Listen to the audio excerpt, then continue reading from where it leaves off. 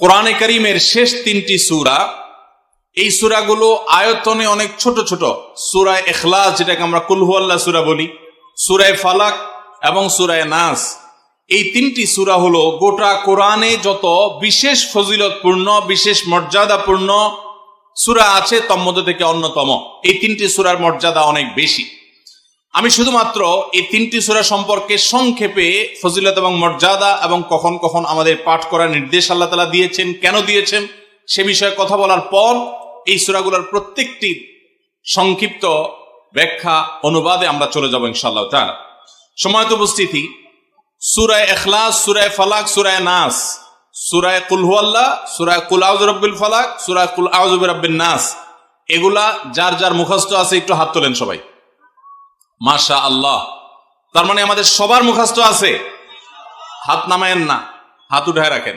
আল্লাহ আপনি আমাদের সবাইকে এই তিন সূরার সারমর্ম, এর মর্যাদা, এর ফজিলত, এর নির্দেশ, এর বার্তা, এটা আমাদের সবাইকে গ্রহণ করার, অনুধাবন করার, উপলব্ধি করার, মেনে চলার তৌফিক দান করুন।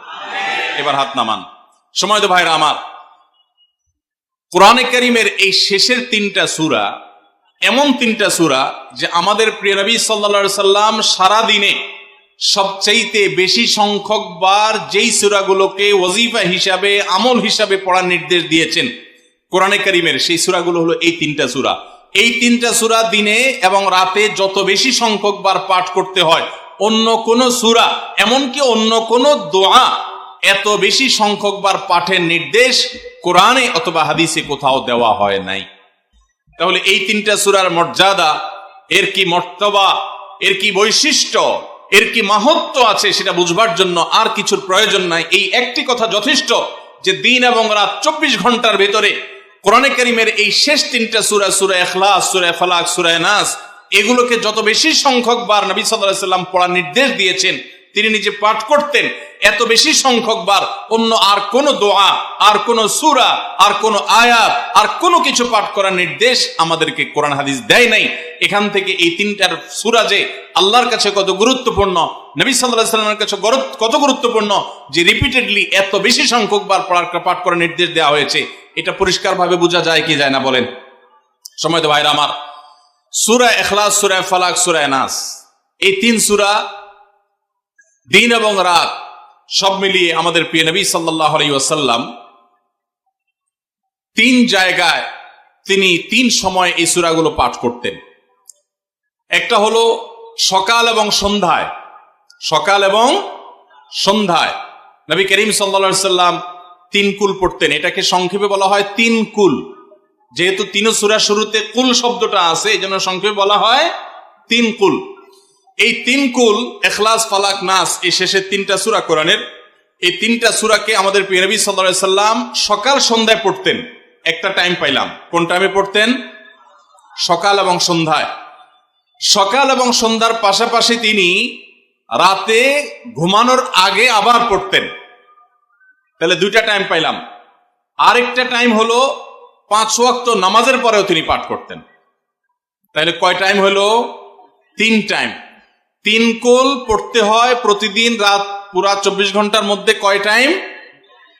3 কুল 3 সময়ে পড়তে হয়। সকাল এবং সন্ধ্যা এবং রাত এই সময়গুলোতে পড়তে হয় প্রত্যেকটা 3 বার করে। 3 বার পড়লে কি লাভ হয়? নবী করিম সাল্লাল্লাহু আলাইহি সাল্লামের পরিষ্কার হাদিস রয়েছে, যদি কেউ সকালে 3 কুল 3 বার করে পাঠ করে, সূরা ইখলাস 3 বার, সূরা ফালাক 3 বার, সূরা নাস 3 বার যদি কেউ পাঠ করে, সন্ধ্যার আগ পর্যন্ত সারা দিনের জন্য ওই পাঠকারী ব্যক্তি আল্লাহ তাআলার জিম্মায়, আল্লাহর হেফাজতে, আল্লাহর নিরাপত্তায় সে চলে যায়।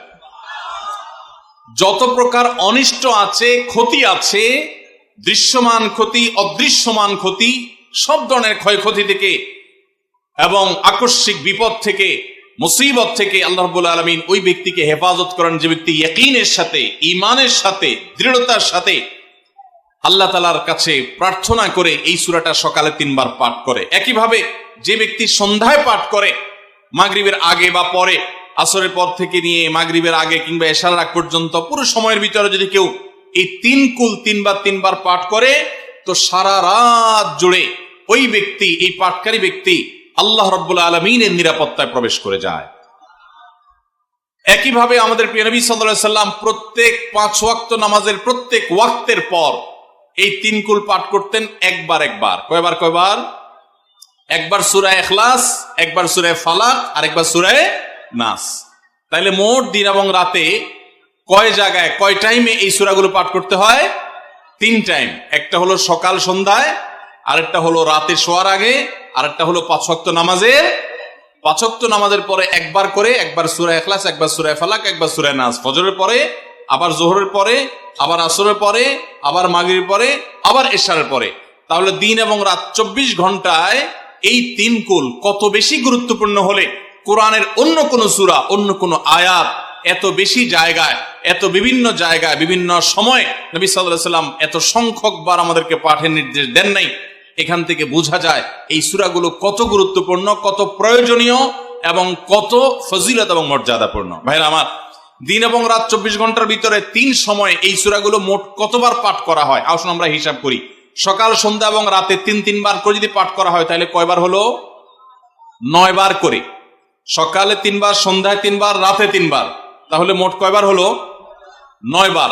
আর 5 ওয়াক্ত নামাজের পরে 5 বার। কয়বার হলো? 9 আর 5 কত? 14। সূরা ইখলাস দিনে কয়বার পড়তে হয়? কমপক্ষে 14 বার পাঠ করা সুন্নাহ। সূরা ফালাক দিনে 14 বার পাঠ করা সুন্নাহ। সূরা নাস দিনে 14 বার পাঠ করা, এটা সুন্নাত নবী সাল্লাল্লাহু আলাইহি সাল্লামের। এই আমলটা আমরা অনেকে জীবনে আজকে প্রথম শুনেছি, অনেকে হয়তো আগে থেকে জানি। আমি এই ফজিলত এবং মর্যাদার কথা যে বললাম, আল্লাহ নবী সাল্লাল্লাহু আলাইহি সাল্লাম যে বলেছেন সকালে পড়লে সারাদিন, সন্ধ্যা পড়লে সারা রাত, রাতে শোয়ার সময় পড়লে, বিশেষ করে রাতে মানুষ ঘুমন্ত অবস্থায় নানা রকমের ক্ষয়ক্ষতির আশঙ্কা থাকে। এই সব ধরনের ক্ষয়ক্ষতি থেকে আল্লাহর নিরাপত্তা এসে চলে আসে।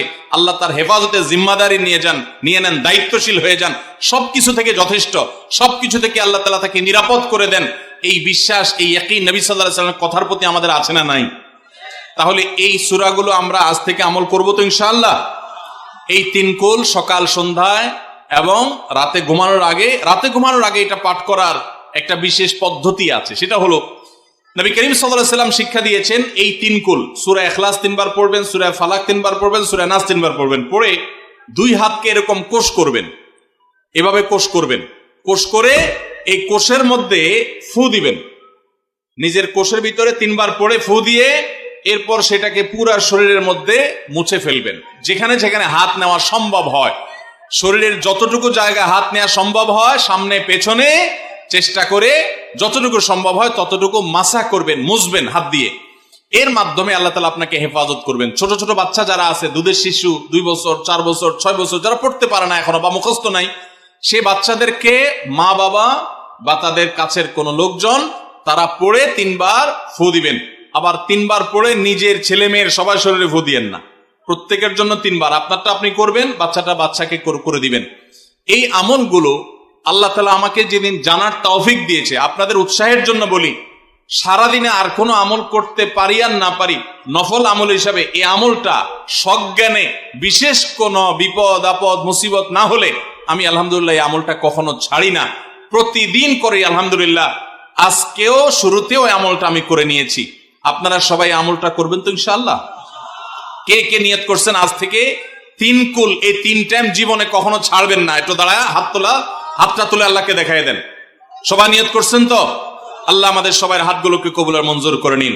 আল্লাহ তাআলা আমাদের সকল ক্ষয়ক্ষতি থেকে হেফাজতের জন্য আল্লাহ একাই যথেষ্ট হয়ে যান। ভাইরা আমার, তাহলে 3 কুলের আমলটা করবো তো ইনশাআল্লাহ? 3 কুল সম্পর্কে আরো অনেক কথা বলার আছে। এই 3 কুলের ফজিলত এবং মর্যাদা নিয়ে আরো বহু কথা শোনাবার আছে, কিন্তু আমি শুধুমাত্র এটুকু যথেষ্ট মনে করি আমলের জন্য। আমরা এটাকে আমল করব। আমাদের সারা দিনে সারা রাতে কত রকমের বিপদ আপদের ভয় থাকে, আশঙ্কা থাকে। আপনি যদি কোনো এলাকার কোনো প্রভাবশালী ব্যক্তির সাথে আপনার পরিচয় থাকে, আর ওই ব্যক্তি যদি বলে তোমার কোনো সুবিধা অসুবিধা যেন না হয়, এই এলাকায় প্রবেশ করলে আমাকে একটা SMS করে রাখবা। ওই এলাকার থানা পর্যায়ে হলো ওসি সাহেব, জেলা পর্যায়ে হলে SP সাহেব, DC সাহেবের সাথে আপনার খুব হট লিঙ্ক, খুব ভালো সম্পর্ক, তিনি আপনাকে ভালো জানেন। আপনাকে বলে দিয়েছে তুমি সেখানে গেলে তুমি আমাকে শুধু SMS করবা আপনি SMS করেছেন, তিনি রিপ্লাই দিয়ে বলেছেন ঠিক আছে তুমি এলাকায় ঢুকছো, আমি দেখতেছি, অসুবিধা নেই। ওই এলাকায় আপনাকে কেউ ডিস্টার্ব করলে, কেউ আপনার ক্ষতি করতে চাইলে, কোন অসুবিধা করতে চাইলে আপনার কোনো ভয় হবে? কারণ প্রশাসনের ব্যক্তিরা আপনাকে অভয় দিয়েছেন, তারা আপনার সাথে আছেন, তদারকি করছেন, আপনি নির্ভয় ফিল করবেন। প্রশাসনের ভাইদের হাতে সবকিছু নাই, সবকিছু আছে। তারা চাইলে সব ক্ষতি থেকে আপনাকে বাঁচাতে পারবেন না। হ্যাঁ, তারা চেষ্টা করবেন, এটা ঠিক। এইটুকুর কারণে যদি আপনার এত আস্থা তৈরি হয়, তো আরশে আজিমের মালিক স্বয়ং আহকামুল হাকিমিন আল্লাহ রাব্বুল আলামিন, যার হাতে মানুষের জীবন, যার হাতে মানুষের মৃত্যু, যার হাতে মানুষের সকল লাভ, সকল ক্ষতি, সকল কল্যাণ, সকল অকল্যাণ, সেই আরশের মালিক বলছেন তুমি সকাল এবং সন্ধ্যায়, রাতে শোয়ার সময় এই 3 কুলের আমল যদি তুমি করো, তো আল্লাহ রাব্বুল আলামিন স্বয়ং তোমার সবকিছু থেকে তোমার জন্য যথেষ্ট হয়ে যাবে। তোমার কোনো কিছুর প্রয়োজন হবে না। আল্লাহর কথার প্রতি যদি ইয়াকিন থাকে, নবী সাল্লাল্লাহু আলাইহি ওয়াসাল্লামের হাদিসের প্রতি যে বিশ্বাস থাকে যদি, তাহলে ইনশাআল্লাহ আজ থেকে আমরা কেউ, আমার পর্দা আলের মা বোনরা যারা শুনছেন, আমরা যারা শুনছি, আমরা কেউ এই আমলটা ছাড়বো না ইনশাআল্লাহ। সবাই আমল করবো তো ইনশাআল্লাহ।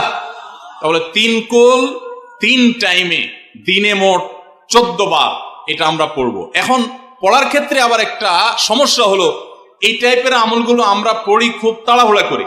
যেমন সুবহানাল্লাহ 33 বার, আলহামদুলিল্লাহ 33 বার, 5 ওয়াক্ত নামাজের পরে আল্লাহু আকবার আছে না নাই? এগুলো সাধারণত কিভাবে পড়ে মানুষ বলেন? আমরা তো সবাই এ রোগের রোগী। কিভাবে পড়ি আমরা বলেন? সুবহানাল্লাহ সুবহানাল্লাহ সুবহানাল্লাহ সুবহানাল্লাহ সুবহানাল্লাহ সুবহানাল্লাহ সুবহানাল্লাহ। আমি যদি এখন মেজো ভাইকে বলি ভাই আল্লাহ আপনার ভালো রাখবে, ভালো আছেন ভাই, কি হয়েছেন, আমি যদি তাড়াহুড়া করে কথা বলবো, উনি বলবে লোকটার কি মাথা কোনো সমস্যা হলো কিনা। কারণ আমি একটা মানুষের সাথে যখন কথা বলবো, এমনকি ওনার প্রশংসা, সুবহানাল্লাহ মানে আল্লাহর পবিত্রতা বর্ণনা করা, এটা আলহামদুলিল্লাহ মানে আল্লাহর প্রশংসা করা, তো আপনি আল্লাহর প্রশংসা, আল্লাহর গুণকীর্তন করতে গিয়ে যদি বলেন যে উনি খুব ভালো মানুষ, উনি এটা করে, উনি সেটা করে, আমি তাড়াহুড়া করে বলবো যে কি ব্যাপার ভাই, আপনারা কেউ দৌড়ায় নাকি? তো আপনি সুবহানাল্লাহ আলহামদুলিল্লাহ যদি তাড়াহুড়া করে পড়েন, তো এই সুবহানাল্লাহ আলহামদুলিল্লাহ যে মর্যাদা আপনার পাওয়ার কথা, তাড়াহুড়ার কারণে সেই মর্যাদা পাবেন না। মহব্বতের সাথে পড়বেন, অর্থ বুঝে, সুবহানাল্লাহ সুবহানাল্লাহ সুবহানাল্লাহ আলহামদুলিল্লাহ আলহামদুলিল্লাহ।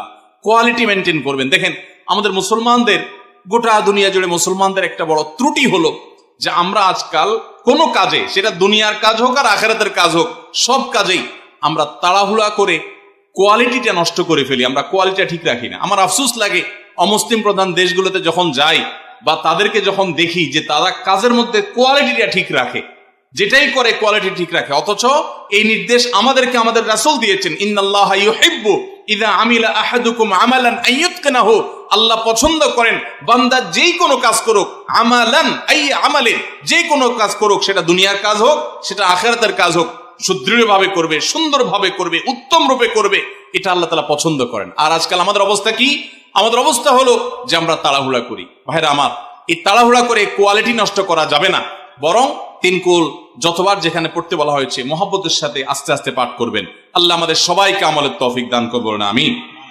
ভাইরা আমার, তাহলে 3 কুলের ফজিলত জানলাম আমরা, কখন কতবার পাঠ করব, কেন পাঠ করব, তার উপকারিতা কি, সেটাও আমরা জানলাম। আমাদের ছোট্ট একটা বই আছে রাসূলুল্লাহ সাল্লাল্লাহু আলাইহি সাল্লামের সকাল সন্ধ্যার দোয়া ও জিকির, সেখানে সকাল সন্ধ্যা নবী সাল্লাল্লাহু আলাইহি সাল্লাম যে জিকির, দোয়া জিকির গুলো করতেন, সেগুলো দেওয়া আছে চটি বই। এগুলো অনলাইন থেকে ডাউনলোড করেও পড়তে পারেন, টাকা দিয়ে কেনারও প্রয়োজন নাই। সেগুলোর মধ্যে এই আমলটা সর্বাগ্রে গুরুত্বের সাথে শুরুর দিকে এটা রাখা আছে, আমরা চেষ্টা করবো আমলের।